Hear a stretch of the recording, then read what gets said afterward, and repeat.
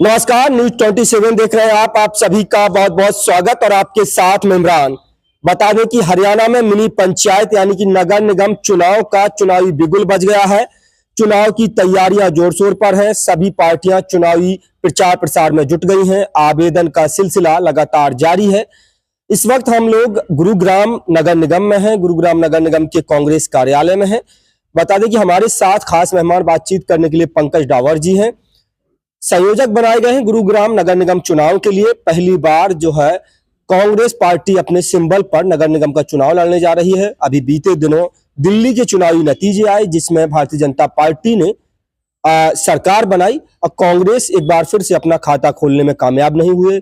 इससे पहले भी हरियाणा में चुनाव हुआ। हरियाणा चुनाव में कांग्रेस पार्टी सरकार बनाते बनाते रह गई। हमारे साथ पंकज डावर जी हैं। सबसे पहले आपका बहुत बहुत स्वागत है न्यूज 27 पर। बहुत बहुत धन्यवाद और आपके सभी दर्शकों का अभिवादन करता हूं, साधुवाद करता हूं।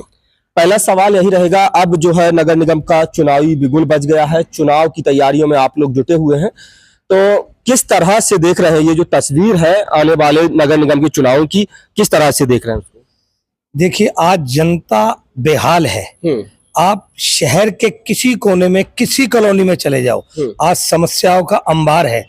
और मुझे पूरी संभावना है, जिस तरीके से लोगों ने हमें लोकसभा में भी भरपूर समर्थन दिया और विधानसभा में भी भरपूर समर्थन दिया, मुझे पूरी उम्मीद है कि इस बार कांग्रेस का झंडा 100% गुड़गांव नगर निगम से बुलंद होगा। और एक साफ सुथरा, हम जो गुरुग्राम चाहते हैं, हम साफ सुथरा गुड़गांव अगर हम बनाएंगे यहाँ पर, जिस तरीके से आज आप देखिए विश्व प्रसिद्ध हमारा शहर आज गुड़गांव है, जिसका नाम आज मानचित्र पर चमकता है। क्या उसकी असलियत चमकते हुए गुरुग्राम की है? आज गुरुग्राम को कूड़ा ग्राम के नाम से बनाया, किसने बनाया? उसमें किसकी गलती? इस सरकार की विफलता। आज डूबता गुरुग्राम बना, उसमें किसकी गलती?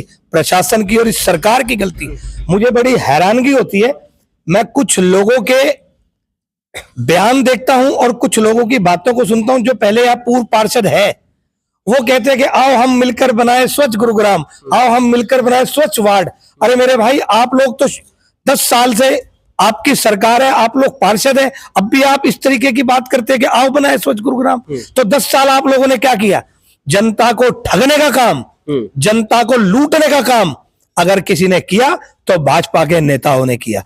इस बार हम इनका सुपड़ा साफ करने का काम करेंगे और आप देखिएगा बहुत मजबूती के साथ कांग्रेस तैयारी कर रही है और मजबूती के साथ हम लोग ग्राउंड पर उतर के इस जीत को हम जनता को समर्पित करेंगे। पंकज डावर जी, सबसे बड़ा सवाल है कि पिछले विधानसभा चुनाव में हमने देखा कि कांग्रेस पार्टी में किस तरह की अंतरकल है और गुटबाजी देखने को मिली।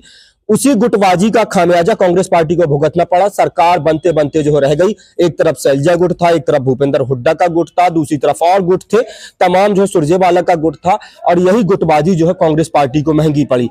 तो क्या देख रहे हैं कि जो नगर निगम का चुनाव है, जो मिनी पंचायत का चुनाव है, छोटा चुनाव है, इसमें इस तरह की गुटबाजी नहीं देखने को मिलेगी? देखिए, इसको गुटबाजी का नाम मेरा मानना है कि आप लोग देते हैं। हम लोग क्या गुटबाजी? सुनिए, दोनों खेमों में नाराजगी थी। आप सुनिए, आपने कहा कि हम लोग नहीं देते, दोनों में नाराजगी थी। मुझे आप एक चीज का जवाब बताइए। कांग्रेस एक बहुत बड़ी पार्टी है और हर नेता के अपने समर्थक होते हैं। हम उसको चाहे गुटबाजी का नाम दे या कुछ, महत्वाकांक्षा होती है नेताओं की। देखिए, महत्वाकांक्षा होती है और सबके अपने वर्कर्स भी होते हैं, सबकी विचारधारा। तो कांग्रेस से मुझे आप एक भी ऐसे नेता का नाम बताएं, एक भी ऐसे कांग्रेस के बड़े नेता का नाम बताएं जिसने कांग्रेस में होके कांग्रेस के खिलाफ काम किया हो, राहुल गांधी जी के खिलाफ काम किया हो, खड़गे जी के खिलाफ काम दिया हो। मुझे आप एक नेता का सामने नहीं आया करे अंदर खाने, तो मतलब जो ये काम हुए होंगे ना, तभी तो कांग्रेस जो है एग्जिट पोल आ रहे थे, ओपिनियन पोल आ रहे थे, जहां सरकार बनती हुई दिखाई दे रही थी, फिर कैसे सरकार नहीं बन पाई? देखिए, किसी ना किसी कारण से हम चूके, इसमें कोई दो राय नहीं है। इसमें मैं आपकी बात बड़ी करता हूं कि कोई ना कोई कमी रह गई होगी। लेकिन लोकतंत्र में देखिए, इस तरीके की चीजों को हम मना भी नहीं कर सकते और हमारे अंदर कुछ ना कुछ कमियां रही होगी जिसकी वजह से आज हम सरकार से थोड़ा चूके। लेकिन तंत्र की जीत भी है। आप देखिए, जिस तरीके से माहौल क्रिएट था, मीडिया भी कहती थी, भाजपा के नेता भी कहते थे कि कांग्रेस की सरकार बनने जा रही है। बच्चा बच्चा हरियाणा का कहता था कि कांग्रेस की सरकार बनने जा रही है। उसके परिणाम उसके उल्टाए, जो कि हमारे लिए भी चौंकाने वाले थे, आम जन के लिए भी चौंकाने वाले थे। लेकिन उसका मंथन जारी है। कहीं ना कहीं आपकी बात में दम है, कहीं ना कहीं कोई कमी रह गई होगी और उस पर हम मंथन कर रहे हैं और हम पूरा प्रयास करेंगे कि जो ये आगामी चुनाव है, ये जो निगम के, इसमें इस तरीके की चीजें रिपीट ना हो और हम इसमें अच्छे तरीके से परफॉर्म करें और अच्छे हम उम्मीदवारों को टिकट भी दें और अच्छे उम्मीदवारों को जितवाएं भी। सवाल है कि विपक्ष के सबसे बड़े नेता राहुल गांधी कन्याकुमारी से लेकर के कश्मीर तक की 3500 किलोमीटर की लंबी यात्रा करते हैं।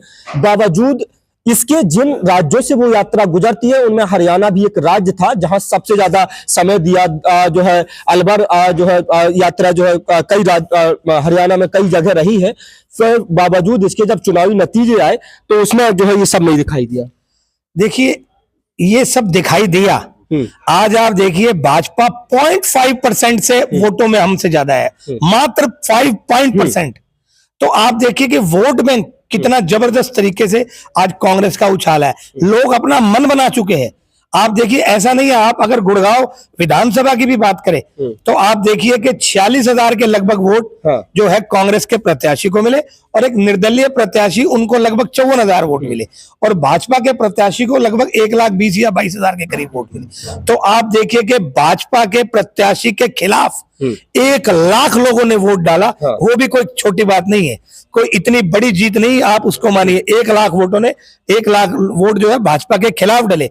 भले ही वो 46,000 वोट हमें आए, लेकिन 1,00,000 लोग जो है लोग भाजपा के खिलाफ भी थे। तो कांग्रेस हरियाणा के अंदर खासकर सबसे बड़ी विपक्षी पार्टी है और 0.5% को ज्यादा अंतराल नहीं है। अगली बार आप देखिएगा, हम विपक्ष की भूमिका जो इस बार हम निभा रहे हैं इसको बेखूबी निभाया जाएगा और अगली बार के लिए हम पूरे तरीके से तैयार हैं और इस तरीके की जो है वो कभी भी कमी नहीं रहेगी और इस निगम चुनाव में भी आप देखिएगा कि हमारा बिगुल अवश्य बजने जा रहा है। पंकज डावर जी, सवाल है कि दिल्ली के विधानसभा चुनाव के जो नतीजे आए हैं उसमें भारतीय जनता पार्टी 27 साल बाद सत्ता में काबिज हुई है, कांग्रेस पार्टी का खाता तक नहीं खुला है। तो क्या उन नतीजों का प्रभाव गुड़गांव नगर निगम में, हरियाणा के नगर निगम में पड़ेगा क्या?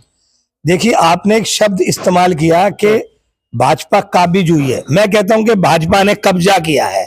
ये कब्जा करने का काम भाजपा जो तंत्र के माध्यम से करती है, तो ये एक तरह से कब्जा ही करा। लेकिन लोकतंत्र है, लोगों का कहते हैं कि लोगों ने हमें जितवाया और लोगों ने करा, ठीक है, जो जीता वो सिकंदर, ये सदा से रहता है। लेकिन आप कहीं ना कहीं इस चीज को समझने का भी प्रयास कीजिए कि दिल्ली में पहले आम आदमी की सरकार थी, तब भी कोई हरियाणा में उसका प्रभाव नहीं पड़ा। अगर आप भाजपा की पड़ी तो कोई ऐसा मैं नहीं मानता कि इन जो चुनाव के अंदर कोई ऐसा लंबा चौड़ा प्रभाव पड़ेगा और कांग्रेस बहुत अच्छा परफॉर्म करेगी और बहुत अच्छे हमारे उम्मीदवार जो देखिए आज या उम्मीदवारों का तांता लगा हुआ है। आप भी आज कार्यालय में हैं तो लोगों के अंदर जोश है। मेरा मानना है कि आप देखिएगा इस चुनाव में कांग्रेस का झंडा अवश्य बुलंद होगा। पंकज डावर जी, जब आप शासन प्रशासन और सरकारी तंत्र की बात करते हैं तो दोनों जगह सरकार भारतीय जनता पार्टी की है। राज्य में जो है सरकार भारतीय जनता पार्टी की है, केंद्र में भारतीय जनता पार्टी की सरकार है।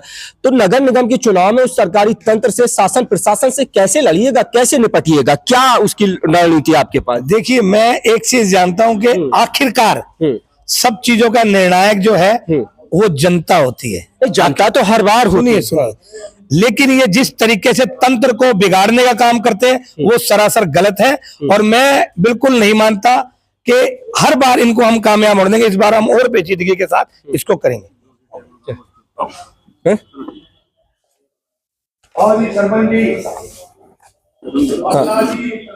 हमारे साथ बातचीत कर रहे थे गुड़गांव नगर निगम के संयोजक बनाए गए पंकज डावर जी, जिनसे हम लोग बातचीत कर रहे थे, तमाम सवालों का जवाब पूरी बेबाकी के साथ दे रहे थे, जिनका साफ तौर पर कहना है कि इस बार हरियाणा के नगर निगम में कांग्रेस पार्टी बहुमत के साथ वापसी करने जा रही है।